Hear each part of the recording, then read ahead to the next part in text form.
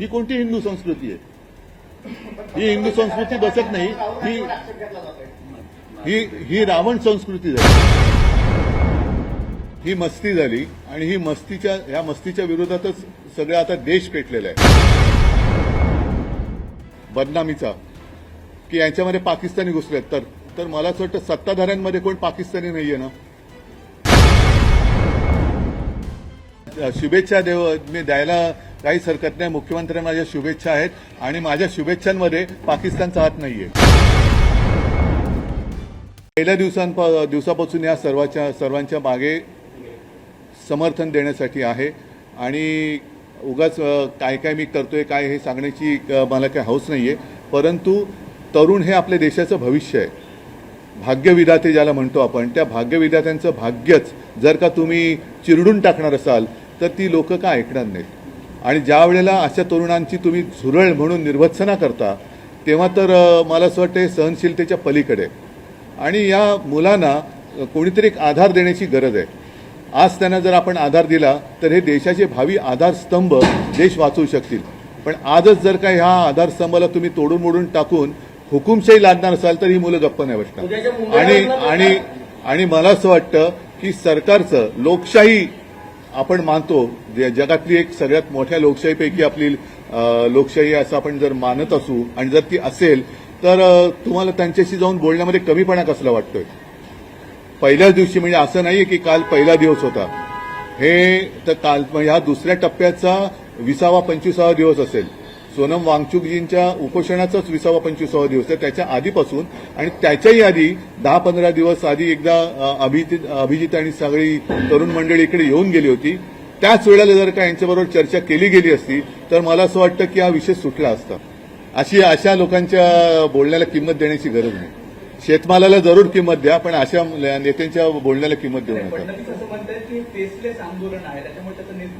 त्यांचा फेसलेस म्हणजे तो पुसून जरा तो लेस झाला असेल म्हणून तो तेवढ्यापुरता आरशात त्याला फेसलेस दिसला असेल. तो पुन्हा फेस आला असेल त्यांना आता. असं आता मला पण वाटायला लागलंय. कारण ज्या तऱ्हेने सत्ताधारी वागतायत तर सत्ताधाऱ्यांचा डाव देशात अराजक आणण्याचा आहे का? आणि आता मला असं वाटतंय की जसं यांचा एक हातखंडा आहे बदनामीचा की यांच्यामध्ये पाकिस्तानी घुसलेत. तर मला असं वाटतं सत्ताधाऱ्यांमध्ये कोण पाकिस्तानी नाहीये ना. त्यांच्याशी चर्चा करा ना. तुम्ही चर्चा करा. जर मी माझ्या रविवारच्या त्या मुंबईत जे आंदोलन केलं होतं त्याच्यात एक गोष्ट म्हणजे काय राजाराणीची गोष्ट नाही, घटना सांगितली होती की कालच्या मे महिन्यात आरएसएसकडनं एक असं स्टेटमेंट केलं गेलं हुजबळांकडनं की पाकिस्तानबरोबर चर्चेचे दरवाजे खुले ठेवले पाहिजेत.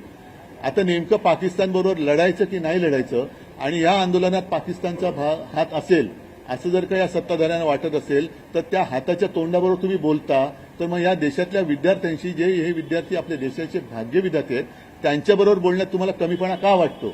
म्हणजे हे मला त्यांचं गणितच कळत नाही की पाकिस्तानबरोबर चर्चेचे दरवाजे उघडे ठेवा पण जे तुमच्या दारात आलेले आहेत, तुमच्याकडनं काही अपेक्षा घेऊन आलेले बाळगून आलेले आहेत त्यांच्यावर तुम्ही लाठ्या चालवता.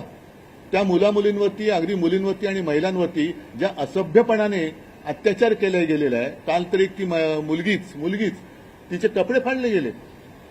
ही कोणती हिंदू संस्कृती आहे? ही हिंदू संस्कृती बसत नाही. ही रावण संस्कृती झाली. केंद्र सरकार म्हणतंय की आम्ही चर्चेसाठी तयार आहे, मात्र धर्मेंद्र प्रधानचा राजीनामा आम्ही घेणार नाही. ही मस्ती झाली आणि ह्या मस्तीच्या विरोधातच सगळं आता देश पेटलेला आहे. ही राष्ट्रभावना आहे आता.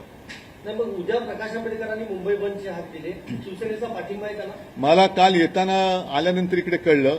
मला असं वाटतं आता लोकांना रस्त्यावरती यायचंय, लोकांना रस्त्यावरून व्यक्त व्हायचंय. त्याच्यामुळे त्यांना त्याच्यापासून कोणी अडवू नये.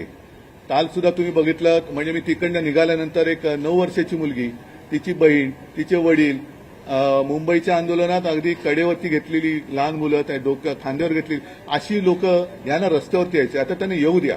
कारण हे जे काय आहे हे अचानक हा उफाळून आलेला असंतोष नाही. हा गेल्या 12 वर्षात साठलेला असंतोष आता उफाळून बाहेर पडतोय. तो पहिला येऊ द्या बाहेर. आणि मला असं वाटतं की आता सर्वांनीच तुझं माझं करण्यापेक्षा आपलं म्हणून या देशाच्या आणि मुलांच्या मागे उभं राहिलं पाहिजे. पण एक एक दिसत नाही सर. आता बघू ना, मी तर सगळ्यांच्या सोबत आहे, मी मुलांच्या सोबत आहे. म्हणून मी काल जाऊन अभिजितला भेटलो आणि त्या मुलांना मी म्हटलं मी भाषण करायला नाही, मी तुम्हाला वंदन करायला आलेलो आहे. कारण जी एक असं वाटत होतं आम्ही राजकारणामध्ये लढतो, पण एक कोणासाठी लढतो, तर ते कोणासाठी लढतो ती मुलं माझ्या समोर होती. आणि ते बघितल्यानंतर लक्षात येतं की आहे अजूनही आपल्या देशामध्ये तो एक मर्दपणा म्हणतो, अन्यायाविरुद्ध लढण्याची जी चीड म्हणतो ती जिवंत है. जैसे मैंने कहा कि सरकार ने इन बच्चों के साथ बातचीत करनी चाहिए, वैसे विपक्ष ने भी आपस में बातचीत करनी चाहिए. तुम्ही दिल्लीत आहात, मुख्यमंत्र्यांचा वाढदिवस आहे सर. हो, शुभेच्छा मी द्यायला काहीच हरकत नाही. मुख्यमंत्र्यांना माझ्या शुभेच्छा आहेत आणि माझ्या शुभेच्छांमध्ये पाकिस्तानचा हात नाहीये.